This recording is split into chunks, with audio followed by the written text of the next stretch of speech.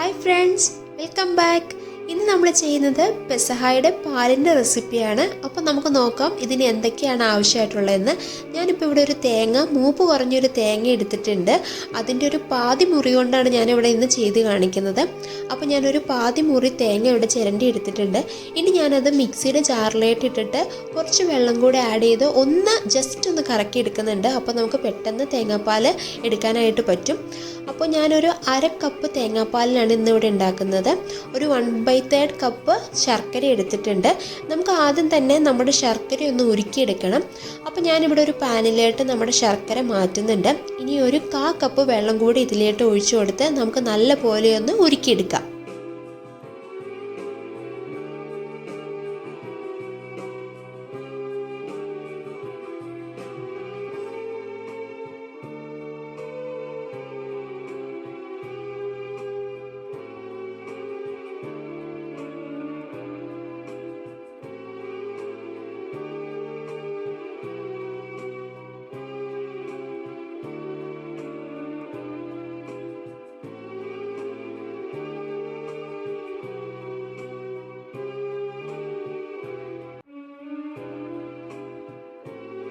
ഇപ്പം നമ്മുടെ ശർക്കര നല്ലപോലെ ഉരുകി വന്നിട്ടുണ്ട്. ഇനി നമുക്കിതൊന്ന് അരിച്ച് മാറ്റി വയ്ക്കാം.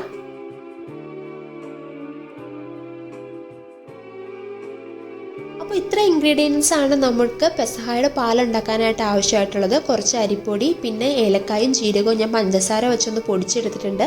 പിന്നെ 1/2 കപ്പ് തേങ്ങാപ്പാൽ, പിന്നെ കുറച്ച് ശർക്കര ഉരുക്കിയും എടുത്തു വെച്ചിട്ടുണ്ട്. ഇനി നമുക്കിത് എങ്ങനെ ഉണ്ടാക്കണമെന്ന് നോക്കാം. അപ്പോൾ ഞാനിവിടെ ചെയ്തെടുക്കുന്നത് ഒരു മൺചട്ടിയിലാണ്. അപ്പോൾ മൺചട്ടി ഞാൻ അടുപ്പത്തേട്ട് വച്ചിട്ടുണ്ട്.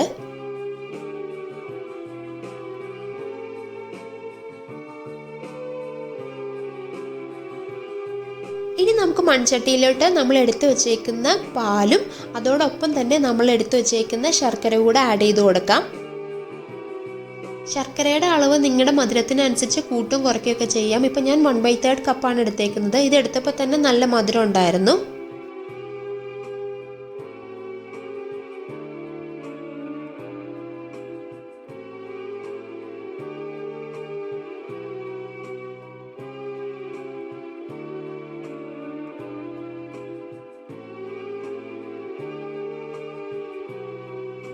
ഇനി നമുക്ക് ഇത് കുറുകി വരാനായിട്ട് കുറച്ച് അരിപ്പൊടി കൂടി ആഡ് ചെയ്ത് കൊടുക്കാം. ഞാനിപ്പോൾ ഒരു 2 ചെറിയ ടേബിൾ സ്പൂണാണ് അരിപ്പൊടി ആഡ് ചെയ്ത് കൊടുത്തേക്കുന്നത്. ഇത്ര മതി. അപ്പം നമുക്ക് വളരെ കുറച്ച് അളവിലായതുകൊണ്ട് ഇത്ര ഇട്ട് കൊടുത്താൽ മതി. നിങ്ങൾ കൂടുതൽ അളവിൽ ഉണ്ടാക്കുമ്പോൾ അതനുസരിച്ച് അരിപ്പൊടി കൂടുതൽ ആഡ് ചെയ്ത് കൊടുക്കുക.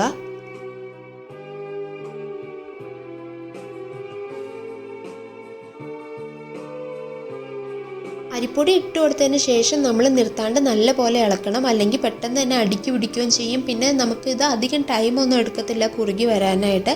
അപ്പോൾ നമ്മൾ നിർത്താണ്ട് നല്ല പോലെ ഒന്ന് ഇളക്കി കൊടുക്കുക.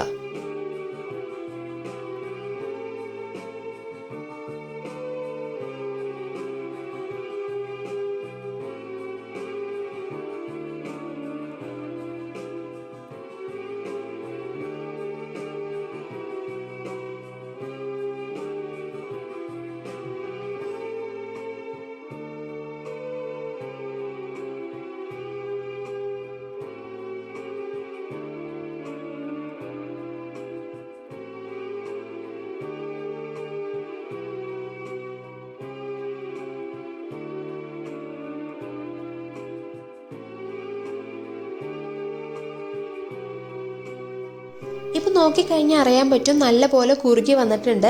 ഈ ടൈമിൽ നമ്മൾ പൊടിച്ചു വച്ചേക്കുന്ന പഞ്ചസാരയും ഏലക്കായും ജീരകവും കൂടി ആഡ് ചെയ്ത് കൊടുത്ത് നമുക്ക് ഫ്ലെയിം ഓഫ് ചെയ്യാം. അപ്പോൾ നമ്മുടെ അടിപൊളിയായിട്ടുള്ള പെസഹായുടെ പാൽ ഇവിടെ റെഡി ആയിട്ടുണ്ട്. അപ്പോൾ നിങ്ങളെല്ലാവരും ഇതൊന്ന് ട്രൈ ചെയ്ത് നോക്കുക.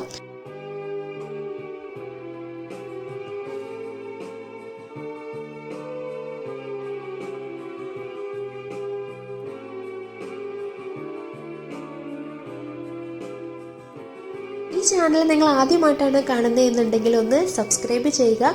വീഡിയോ ഇഷ്ടമായെങ്കിൽ ലൈക്ക് ചെയ്യുക, ഷെയർ ചെയ്യുക.